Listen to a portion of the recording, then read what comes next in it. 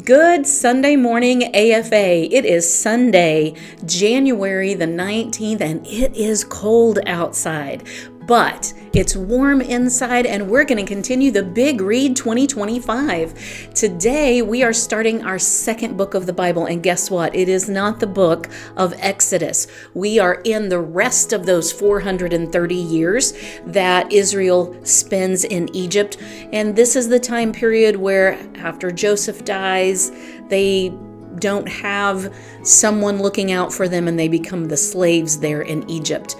But what happens in between Genesis and Exodus? Well, chronologically, it takes us to the book of Job. So we're going to jump in to the book of Job today, and we're going to read, if you'll look at your reading chart, we're reading chapters 1 through 4. Take out those notebooks, write down the things that grab your attention from the story of the life of Job. So how about we begin? Turn to Job chapter 1. And let's read chapters 1 through 4. Job chapter 1. There was a man in the land of Uz whose name was Job, and that man was blameless, upright, fearing God and turning away from evil. 7 sons and 3 daughters were born to him. His possessions were also 7,000 sheep, 3,000 camels, 500 yoke of oxen, 500 female donkeys, and very many servants. And that man was the greatest of all the men of the East. His sons used to go and hold a feast in the house of each one on his day, and they would send and invite their 3 sisters to eat and drink with them. When the days of feasting had completed their cycle, Job would send and consecrate them, rising up early in the morning and offering burnt offerings according to the number of them all. For Job said, "Perhaps my sons have sinned and cursed God in their hearts." Thus Job did continually. Now, there was a day when the sons of God came to present themselves before the Lord, and Satan also came among them. The Lord said to Satan, "From where do you come?" Then Satan answered the Lord and said, "From roaming about on the earth and walking around on it." The Lord said to Satan, "Have you considered my servant Job? For there is no one like him on the earth, a blameless and upright man, fearing God and turning away from evil." Then Satan answered the Lord, "Does Job fear God for nothing? Have you not made a hedge about him and his house and all that he has on every side? You have blessed the work of his hands, and his possessions have increased in the land. But put forth your hand now and touch all that he has. He will surely curse you to your face." Then the Lord said to Satan, "Behold, all that he has is in your power, only do not put forth your hand on him." So Satan departed from the presence of the Lord. Now, on the day when his sons and daughters were eating and drinking wine in their oldest brother's house, a messenger came to Job and said, "The oxen were plowing and the donkey feeding beside them, and the Sabeans attacked and took them. They also slew the servants with the edge of the sword, and I alone have escaped to tell you." While he was still speaking, another also came and said, "The fire of God fell from heaven and burned up the sheep and the servants and consumed them, and I alone have escaped to tell you." While he was still speaking, another also came and said, "The Chaldeans formed 3 bands and made a raid on the camels and took them and slew the servants with the edge of the sword, and I alone have escaped to tell you." While he was still speaking, another also came and said, "Your sons and your daughters were eating and drinking wine in their oldest brother's house, and behold, a great wind came from across the wilderness and struck the 4 corners of the house, and it fell on the young people, and they died. And I alone have escaped to tell you." Then Job arose and tore his robe and shaved his head, and he fell to the ground and worshipped.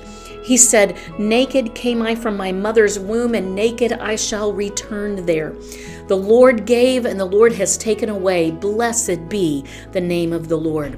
Through all this, Job did not sin, nor did he blame God.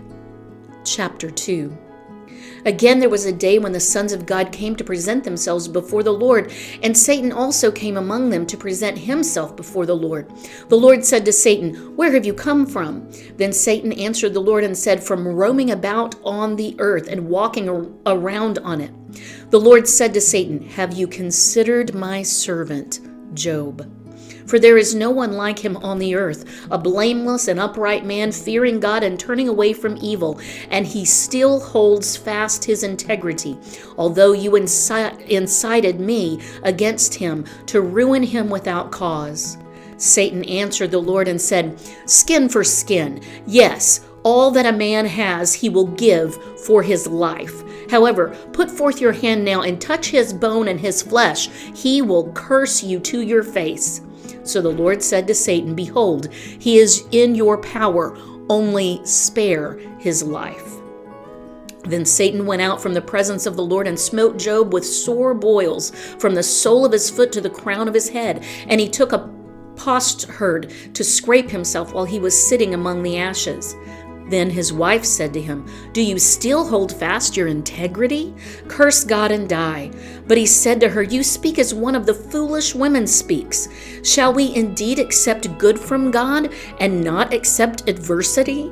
In all this, Job did not sin with his lips. Now when Job's 3 friends heard of all this adversity that had come upon him, they came each one from his own place: Eliphaz the Temanite, Bildad the Shuhite, and Zophar the Naamathite. And they made an appointment together to come to sympathize with him and comfort him. Verse 12. When they lifted up their eyes at a distance and did not recognize him, they raised their voices and wept. And each of them tore his robe, and they threw dust over their heads toward the sky. Then they sat down on the ground with him for 7 days and 7 nights, with no one speaking a word to him, for they saw that his pain was very great. Chapter 3. Afterward, Job opened his mouth and cursed the day of his birth. And Job said, "Let the day perish on which I was to be born. And let the night which said a boy is conceived, may that day be darkness. Let not God above care for it, nor light shine on it.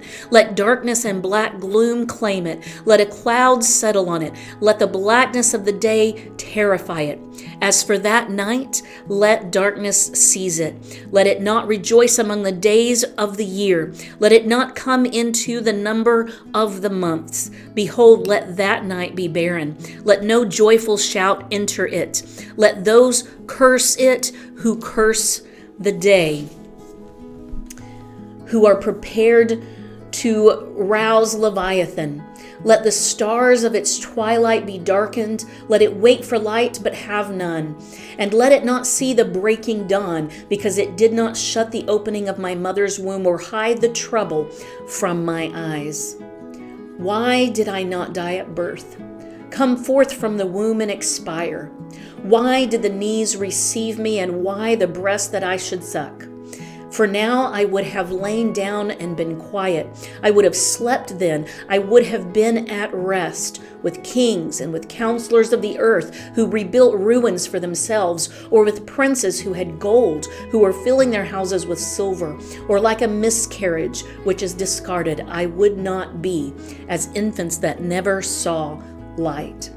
There the wicked cease from raging, and there the weary are at rest. The prisoners are at ease together. They do not hear the voice of the taskmaster. The small and the great are there, and the slave is free from his master. Why is light given to him who suffers, and life to the bitter of soul, who long for death, but there is none, and dig for it more than for hidden treasures, who rejoice greatly and exult when they find the grave? Why is light given to a man whose way is hidden and whom God has hedged in? For my groaning comes at the sight of my food, and my cries pour out like water. For what I fear comes upon me, and what I dread befalls me. I am not at ease, nor am I quiet, and I am not at rest, but turmoil comes. Chapter 4. Then Eliphaz the Temanite answered, "If one ventures a word with you, will you become impatient? But who can refrain from speaking? Behold, you have admonished many, and you have strengthened weak hands. Your words have helped the tottering to stand, and you have strengthened feeble knees. But now it has come to you, and you are impatient. It touches you, and you are dismayed. Is not your fear of God your confidence, and the integrity of your ways your hope? Remember now, whoever perished being innocent, or where were the upright when, or where were the upright destroyed? According to what I have seen, those who plow iniquity, by the breath of God they perish, and by the blast of his anger they come to an end.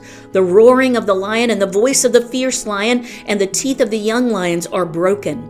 The lion perishes for lack of prey, and the whelps of the lioness are scattered. Now a word was brought to me stealthily, and my ears received a whisper of it, amid disquieting thoughts from the visions of the night, when deep sleep falls on men. Dread came upon me and trembling, and made all my bones shake. Then a spirit passed by my face, the hair of my flesh bristled up. It stood still, but I could not discern its appearance. A form was before my eyes. There was silence. Then I heard a voice. Can mankind be just before God? Can a man be pure before his Maker? He puts no trust even in his servants, and against his angels he charges error. How much more those who dwell in houses of clay, whose foundation is the dust, who are crushed before the moth? Between morning and evening they are broken in pieces. Unobserved, they perish forever. Is not their tent cord plucked up within them? They die, yet without wisdom. And that is the beginning of the story of Job. We'll pick up his story there tomorrow. God bless you.